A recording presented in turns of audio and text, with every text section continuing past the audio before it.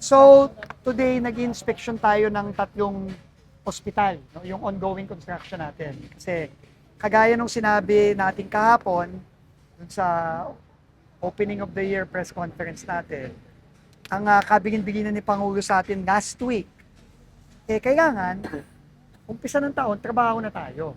At isa sa mga kabigin-biginan niya, kailangan yung mga hindi tapos, kailangan tapusin. Lahat ng ongoing, kailangan paspasan. And merong 4 na critical legacy hospitals na pinapatayo si PBBM. Dito sa Metro Manila lang, meron din sa ibang lugar.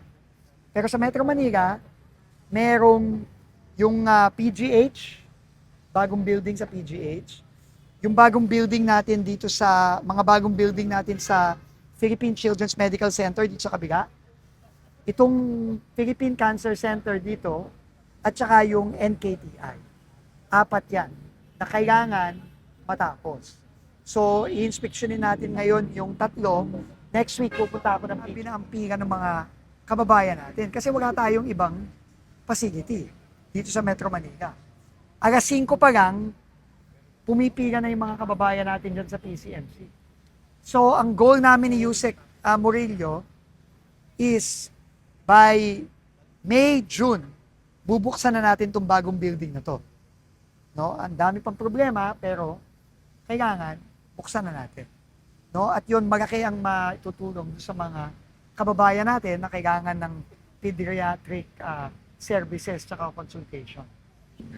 Ito naman, yung Philippine Cancer Center, kausap ko ngayon si Dr. Nunez. Ito ang magiging first Philippine Cancer Center ng gobyerno. 20 floors to. Times 10 ito sa laki at sa capacity compared dun sa private sector. Kampante tayo.